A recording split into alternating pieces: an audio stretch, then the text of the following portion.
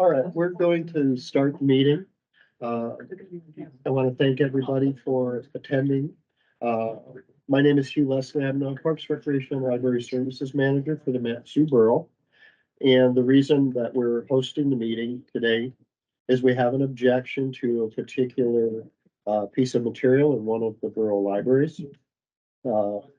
This meeting is only, it only pertains to the 5 borough libraries.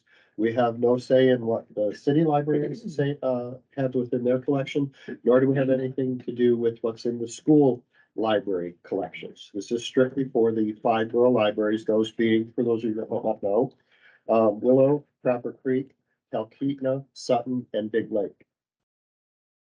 If you think this is about any school issues, I apologize, but you are certainly welcome to stay and attend the meeting.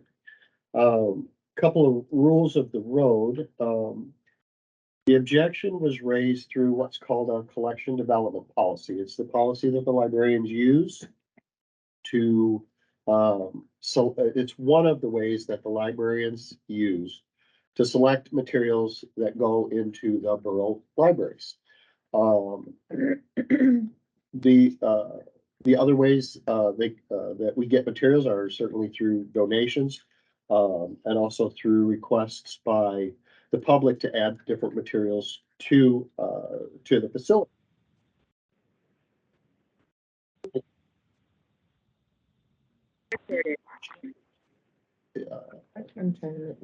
Okay. If anybody, I'm going to stop just for one quick second. We have some folks that are online, and I welcome you. We are muting your microphones, and also if any of you are Mat-Su Borough Library Board members, we ask that you sign off the meeting so that we do not run the risk of violating the Open Meetings Act. So if you are a board member, please please leave the meeting. Getting back to the collection development policy, anyone is allowed to challenge any of the materials that are at any of the libraries. I apologize for putting my back on the folks at the back of the room. And there's a process to do that. Initially, the patron would bring up their objection to the librarian, and they would discuss placement. That doesn't meet with the satisfaction of the patron then requests in writing to condone this committee. And I will introduce the committee members here shortly. And then this committee will review both the concerns raised by the patron and listen to the librarian.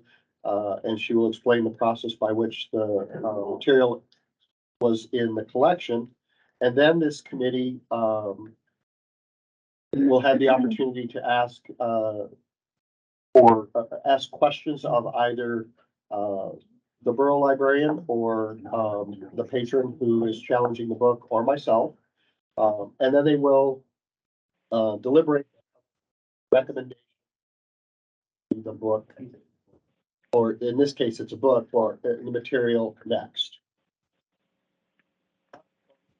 Census, or they need more time or more information, there may be a second meeting that is scheduled at a later date. So there may be a resolution at this meeting. There may not be a resolution at this meeting. Either way, the patron then has the opportunity, if they're unsatisfied with the decision as it stands today, or the recommendation as it stands today, they have the opportunity to request a reconsideration by the community development director. Community development is the overall department that oversees recreation services. So that is the process that we're going to go through today. I do want to just say a couple of things. As I mentioned, this has nothing to do with any of the schools. Also, because this particular topic has been bantered about on social media, we're asking for decorum in the room, despite what the decision is.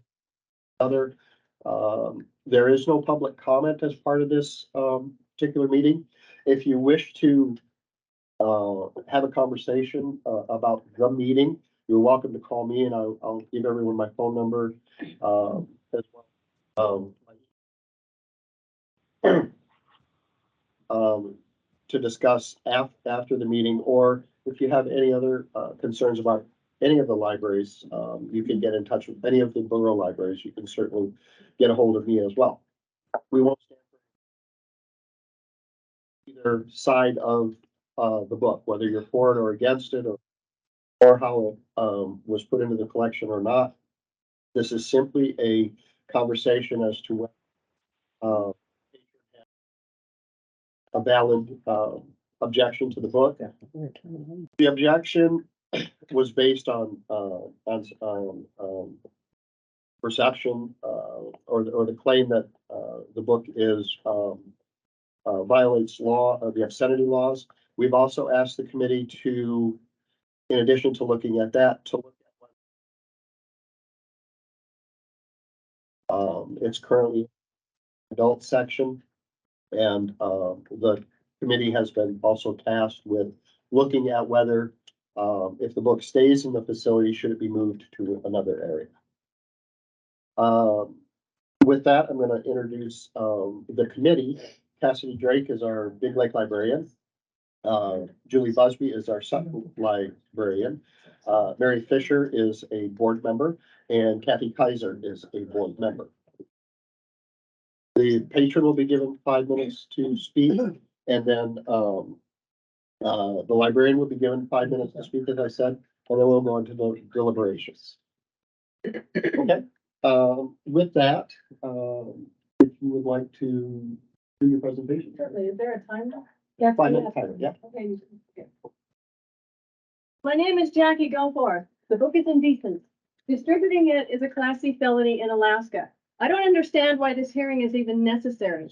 Pedophiles and perverts do this, but librarians? Librarians want this in the hands of children? Why? I've talked with librarians about this. Their first response is that this book is not for children. It's for young adult. Young adult is 14. Morally and legally, 14 is a child. Librarians defend this as sex education. No, it's not. It's porn. It's meant to arouse and excite. Once you see and read images of spewing penises, squirting and splurting vaginas, butt plugging, masturbation techniques, and characters asking if things are lubey enough, you'll know this is an instrument to sexualize and groom children. They'll say censoring, banning, Nazism. To remove porn from a library? There's no X-rated area in a library. This shouldn't even be there. And then librarians bring up the First Amendment so they can continue putting this book into the hands of innocent children. But they're overlooking Roth versus United States, 1957. That specifies that obscene material is not protected speech. And that's what librarians will claim. The porn is not obscenity. And they cite the Miller-Ginsburg test. This is a 3-part test based on average adult community standards, not nationally, but where the material is located. And that means the Mat-Su Valley. That's from Chief Justice Warren Burger in Miller versus California. So Miller test number 1, does this material appeal to prurient interest in sex for minors? Basically, does it arouse and excite? I offer this image. A cartoon female has been advised to masturbate in front of her potential partner. This image of an overheated, excited male with a towel around his neck is the very next cartoon frame. We have written and visual, prurient interest. So the answer to question 1 is yes. Miller question number 2. Would a reasonable Mat-Su adult find this material lacks a serious artistic, literary, educational, political, or scientific value? The answer again is yes, especially science. Let's start with biology.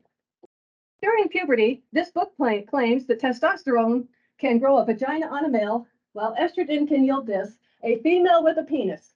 The text says, sometimes you'll have a mix of characteristics, it's subject to change. There's no proof, just nonsense presented as fact. Adults know that puberty changes boys to men and girls to women. Even the chemical castration drugs they call puberty blockers will not achieve these fantasy images. And there's no mention of drugs in this book, not one. Here's some more science fiction. This is a close-up of another cartoon female that somehow grew a penis. Several pages of this book depict naked humans with skewed parts. There are castrated males with or without breasts. There are females with dicks. This is not science. These images are not naturally possible. Not in the past and not now. Any mix and match of your genitalia is going to require surgery, and surgery leaves scars. Fat people is what actual bottom surgery for a female-to-male mutilation looks like. This is scientific fact.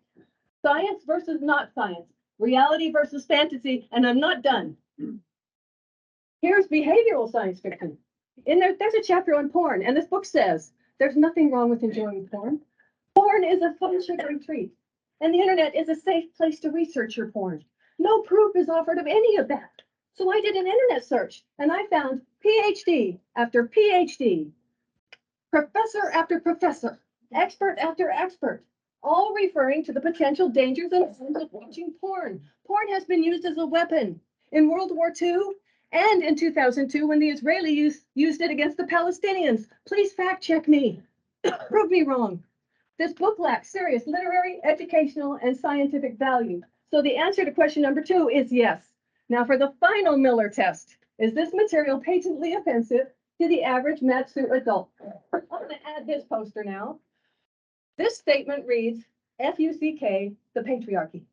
Patriarchy means the father's position in the family. This book says, literally, F-father.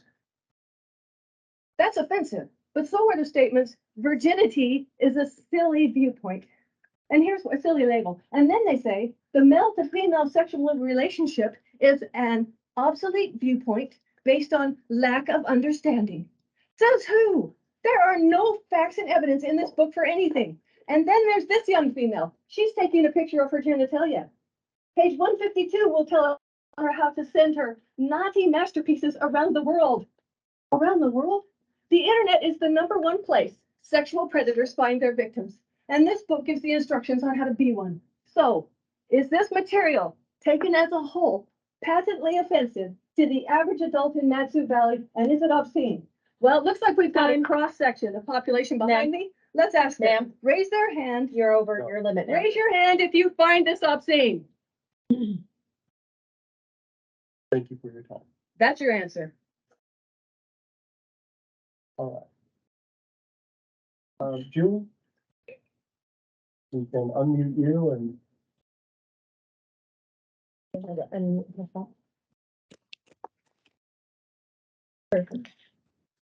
Julie, can you hear us? Yes. Can you hear me? Yes, ma'am. Mhm. Are you ready? All right. So You're 5 now. Yep. For those of you who don't know me, my name is Julie Mitchell. I'm the Willow librarian, and I have been here for 12 and a half years. And before that, I worked for the Siskiyou County Library System for 13 years. In November 2022, a patron parent came to me with concerns that our sex ed and life skills for teens books were very outdated or non-existent and needed to be updated. I asked if they had any requests or recommendations. The patron returned with a list, and I took that list and also checked Book List, Publishers Weekly, and Kirkus Reviews, as well as the school library journal. Let's Talk About It was one of the books suggested by the patron. I researched the titles of the books, and below is the reviews on Let's Talk About It. A refreshingly inclusive read, offering comprehensive, no-nonsense information on sex and sexuality. Publishers Weekly starred review. Honest, normalizing, and sex positive, puts the graphic in the novel format in the best and most educational way. Kirkus Reviews starred review. Every panel of this book is loaded with crucial information about consent, respect, consideration, and boundaries. Real talk about relationships and sex. School Library Journal. A frank and open-minded look at sex, relationships, and self-understanding by Book List. In December of 2022, I ordered about 10 books, of which Let's Talk About It was one of. The publisher listed this book as young adult, so that is where my cataloging staff put it. This is the same way we get most all of our books. The only difference is books that are donated, and then we still review them to see if they enhance our collection before adding them. Thank you. thank you. With that, that concludes the presentation portion of the committee meeting. At this point, the committee can ask questions of either Julie or Ms. Goforth or myself, or dive right into discussion. I have a question for Ms. Goforth. Yes, please. Where do you live? I live in Palmer, in Palmer, and that's. Greater Palmer, I'm in the Madison. Right, and what library do you most often use? I'm a patron and I signed up at the Wasilla Library. But this book is available. I on the understand that, Alaska- I'm just getting a little background. All right, I'm not, this isn't an argument yet. Well, It's just background, you have children, yes, I do, I have 6. how old are they? They are from 43 to 31. Right in there, mine are in their fifties. And I have grandchildren. That's right. And so, how did you become aware that this book was in the Rebel Library? Online on a Twitter account. There's an account called Lives of TikTok. And they Mhm. posted some blurred images, which are too pornographic for me to show. Okay,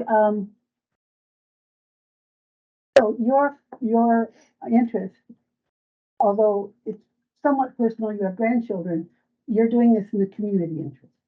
I am doing it in the community interest and also Okay. because I am a published author. This reflects badly on published authors. Do you have a friend? I have one.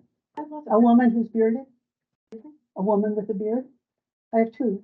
I do not have friends with beards I- unless they have taken the drugs. No, this is.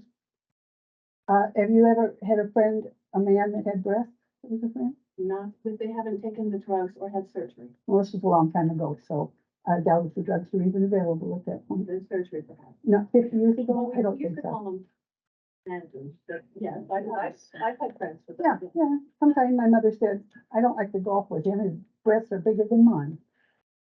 So there you have it. Thank you. I think that's it. Anyone else have any questions for Julie or Ms. Gopher? I do. We're not doing No, public there's no comment. public comment.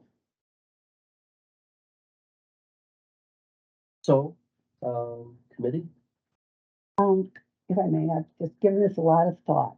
It's very different when I was a young adult and my mother was trying to explain things to me. And when my children came along, there were a few books, thank goodness, but still, the best way they had to find what people really looked like was girly magazines or Playgirl. There was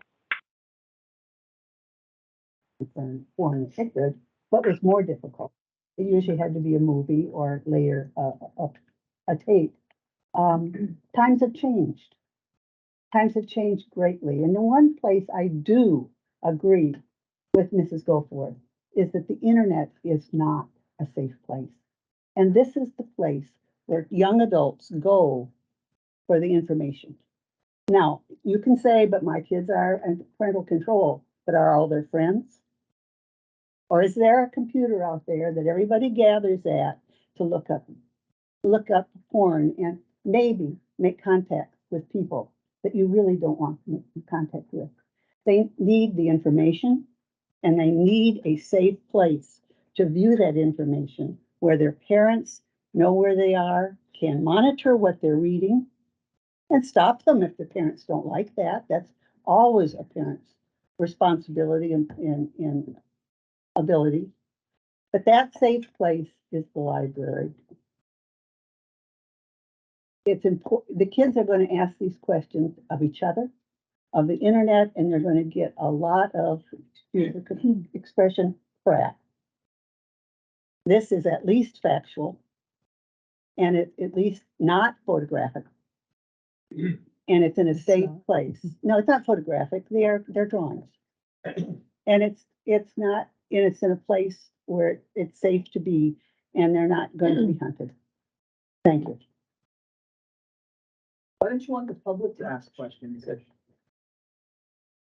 I did. Oh, this is not an open meeting for debate. This is I have a question, not a debate. I have a question. not at this meeting. I will This, give you my this name. is serious. This is, Yes, this is, ma'am. I will give you my phone number and my email address, and I'm happy to discuss this with you. We have an hour to discuss this book. It's in the hands of the committee now.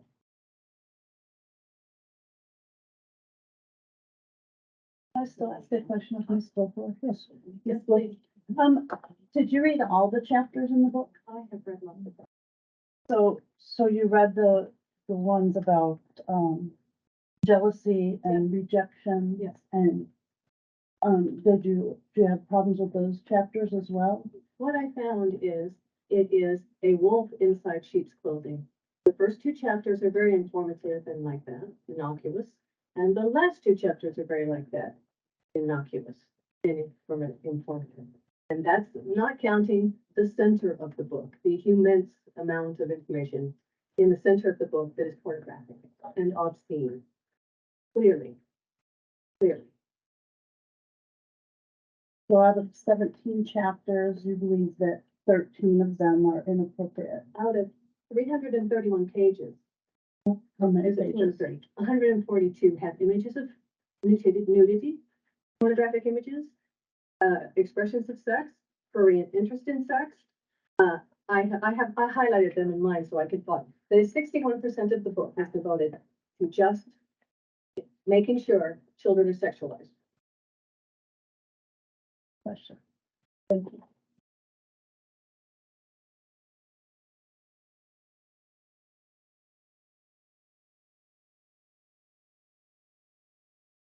So it's my understanding that we need to, like, first decide if it meets the criteria for obscenity. That is, the original complaint is that it is obscenity. Or the statutes that were in the packet. Mhm. So, and those are first about the applying contemporary community standards. That the material appeals to prurient interests in sex, such as encouraging excessive Yeah, interest in sex. I have several definitions for that. Okay, Just wanting to, Webster says arousing an immoderate or unwholesome interest or desire. Oxford says having an encouraging or excessive interest. Vocab.com says focuses attention on sex, not in an artistic or educational way. Congress.gov says the material having a tendency to excite lustful, shameful, or morbid disturbing interest in nudity, sex, or excretion.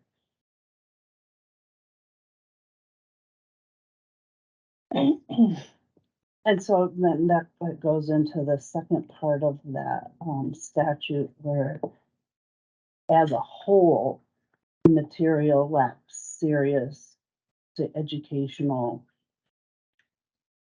value. So that means we find no educational value in any of it. It says or. Right. It says or, it doesn't say and. Correct. In the description of the Miller gives of a test, it says, it lacks serious educational value, political value, artistic value, literary, it says luby in it, or scientific value. Scientific value, it lacks it completely. So, right, so I'm saying it doesn't lack educational value. But it says or, Right, Correct. not and. but it doesn't say you have to meet all of them, you just have to meet one, Correct, and it meets the educational. but it doesn't meet scientific. No, this is not scientific. It doesn't have to. That's an or, It can, that means it can meet any one of them. right, and it does. To remain. To lack, that it lacks It lacks scientific value, scientific, it lacks It lacks educational value. educational value. Obviously, I have no law enforcement experience, but that's all I'll say. Supposed to speak.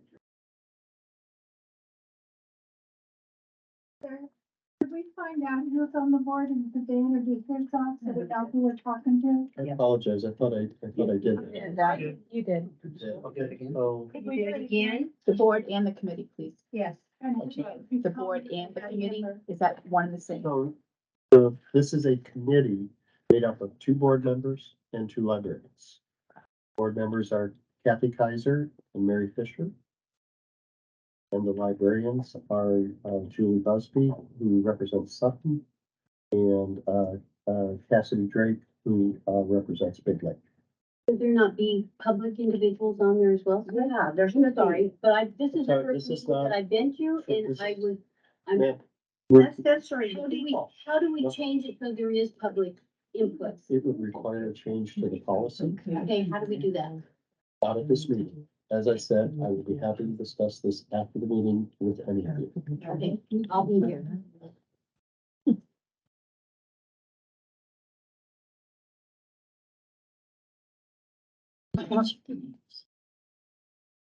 We have a discussion about, I'm not really sure.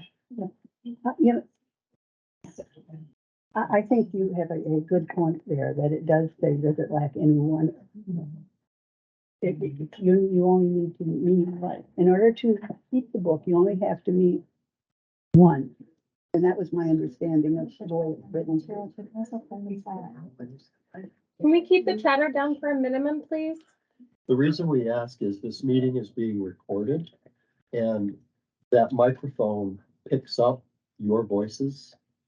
I'm not pointing at you, I'm pointing at, the camera will also follow where the voice is.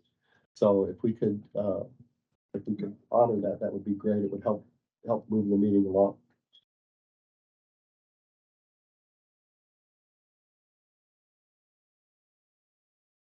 So I think one of the things that we were trying to figure out was whether or not Julie had done the job of diligently following the collection development policy in choosing material. And I think that she did. And I don't know that anyone here would question that. She read the reviews. She did this in the response of a patron's request in updating the material on the shelf. I think she did her job following the policy. Oh, good. On the other, you said we're twofold here. Is the book in the right place? And, or should it be on the shelves?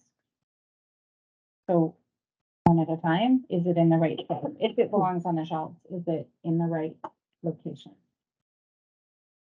Following the obscenity claim. It's certainly a young adult book, yes, it is.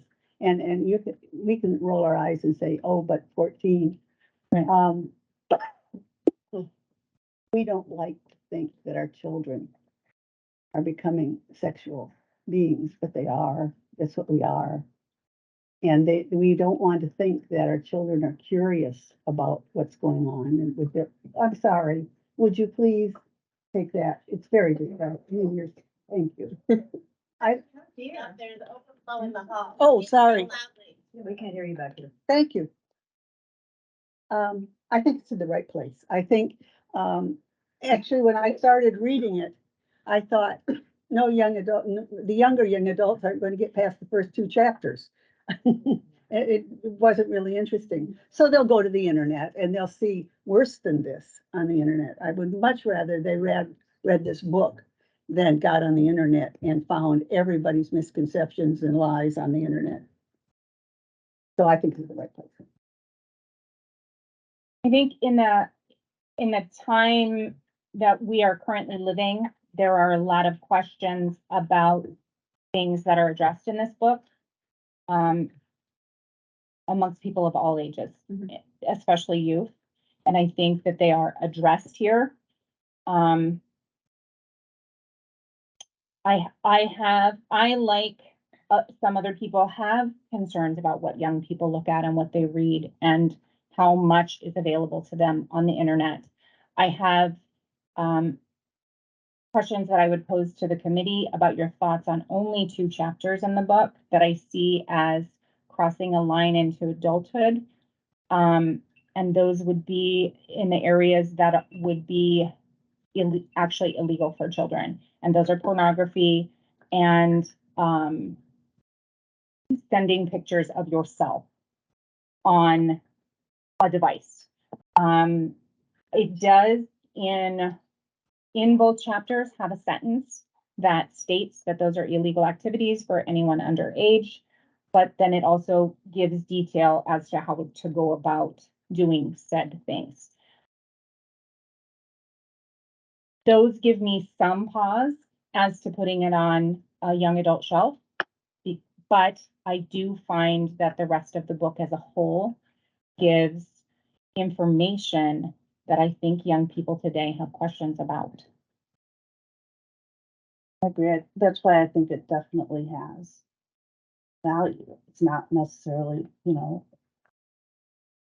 definitely not my favorite book in the world, but Right. it has value on a young adult shelf.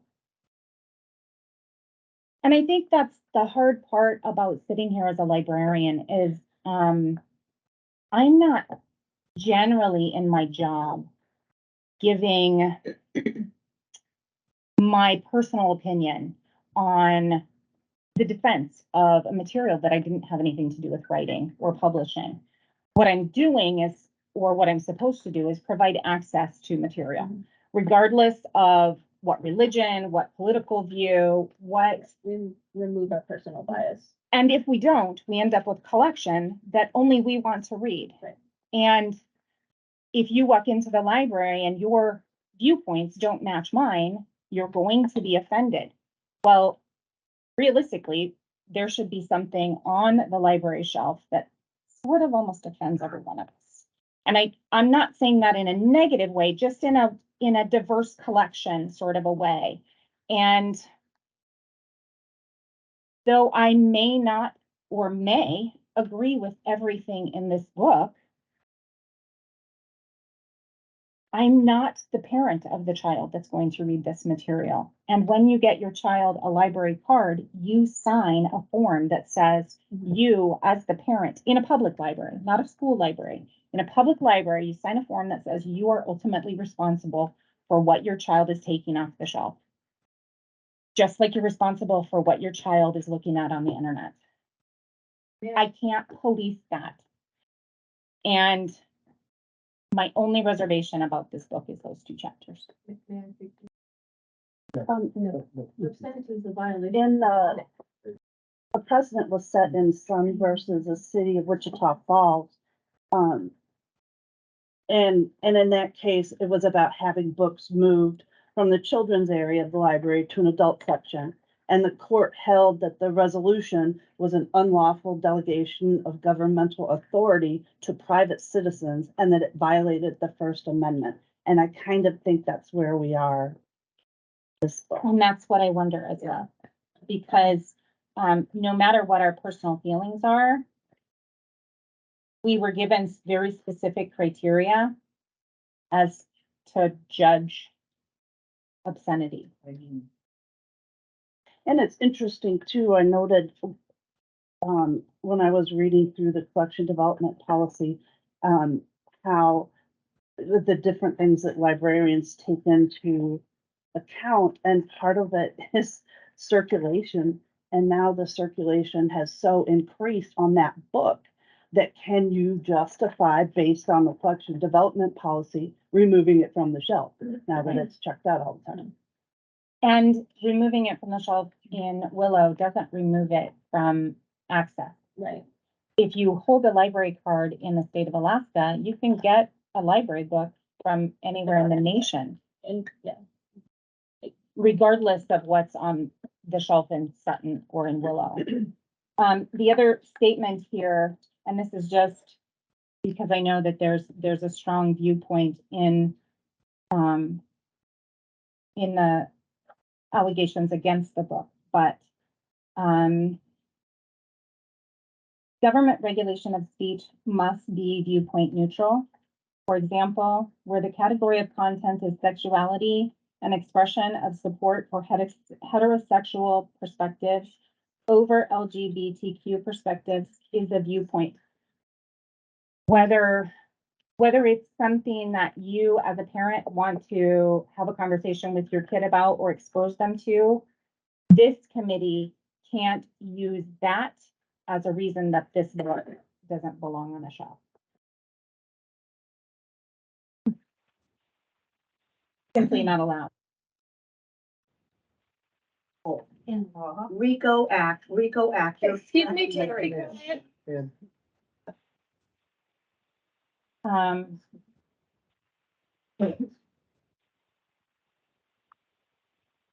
Um, I think my thoughts right now are very similar to the rest of the committee. Do you guys believe in God? Excuse me, Excuse me. you might have, Garbage. I think you need to be. Yeah.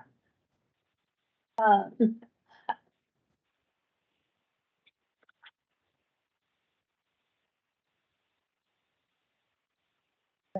I think, like I said, that's the hardest part about being on this committee is that your personal bias or viewpoints can't be taken into Right. consideration. It's what's here. It's what's allowed.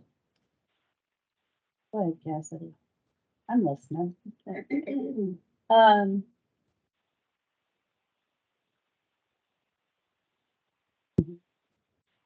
Um. I became a librarian because I truly believe that providing information is necessary. Um. It's something I knew I wanted to do from the time I was in middle school. And I would argue, and for the 3 other committee members, please don't take this the wrong way, but I would argue that I was a lot closer to the age range for this book, a little more recently, probably. And there were no sources like this for me. And that wasn't that long ago. I will be quite frank, I'm 30. So I was this age, not that long ago. And I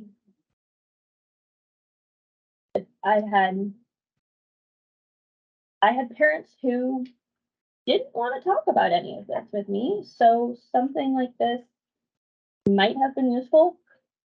Who knows? But for that reason, I had friends who were very curious about all of this and were going online and finding lots of misinformation. So something like this, I think, might have been more beneficial to them. And in that, I see it meeting an educational criteria. As to where it belongs in the collection, like Julie, there's 2 chapters where I did wonder, but you're looking at the material as a whole, not separated out.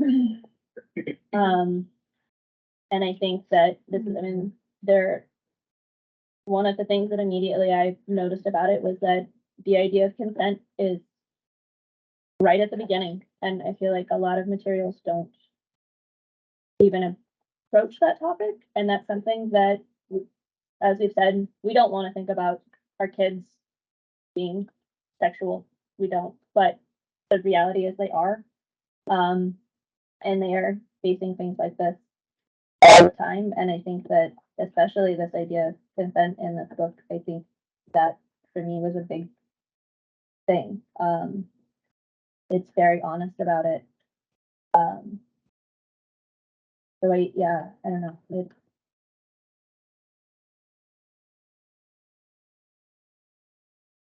The kids these days are facing this crap by their teachers and by librarians now. That's what they're getting. They're not getting Ruby. No kidding. I Oh appreciate my your comment. I gosh. appreciate your comments. However, I explain there's no public comment at this meeting. I'm happy to talk with It's you. hard to hold back when you're sitting calmly talking about this garbage. I understand. Okay. Am I allowed to speak? If there's a question asked of you, yes. If this, I want to address that though. If this book were handed to each child when they came in, or recommended to each child when it came in, and there were posters on the wall with the pictures in it, that would be grooming. Putting a book on a shelf is not, it is not grooming, it is not pushing anything. It's simply giving a point of view. We could go to any subject and say plumbing. The book on plumbing tells you to do it this way. There's a book on plumbing and they tell you to do it this way. And someone will come up and say, if you do that, your house is going to fall down. But there's 2 points of view, and the points of view are important. We can't have it all be the same.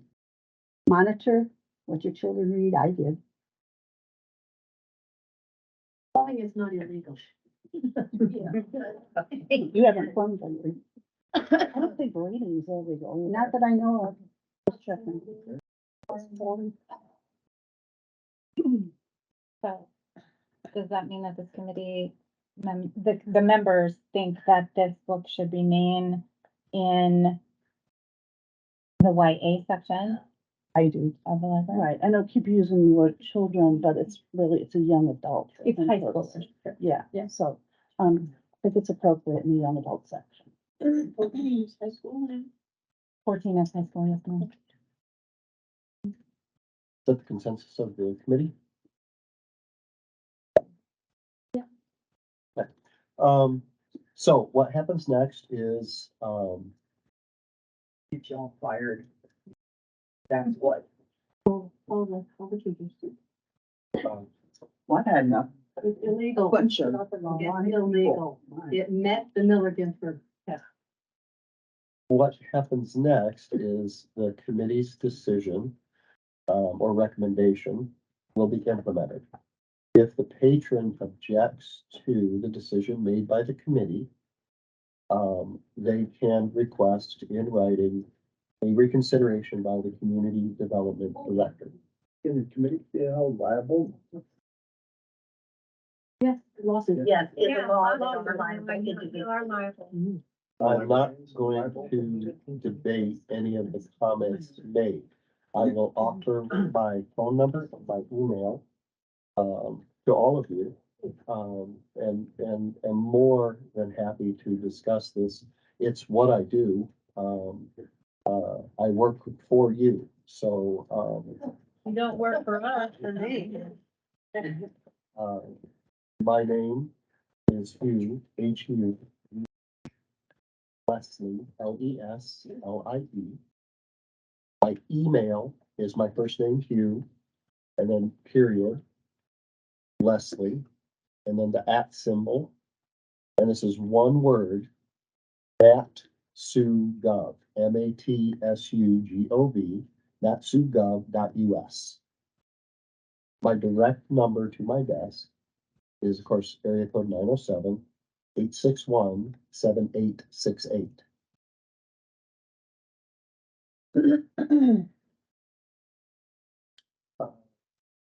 So, unless the committee has any parting, comments. I understand this is a difficult process. I appreciate the community's interest in it. I really do. One of the good things about, the society we live is we are allowed to have differing opinions. I appreciate the fact that, the folks around the room respected the, request I had to, comments to a minimum. This meeting, will be taped and will likely be available at some point in time. And I thank everybody for coming. I thank the committee for a difficult decision and all those that are online. I appreciate that as well. With that, we are adjourned.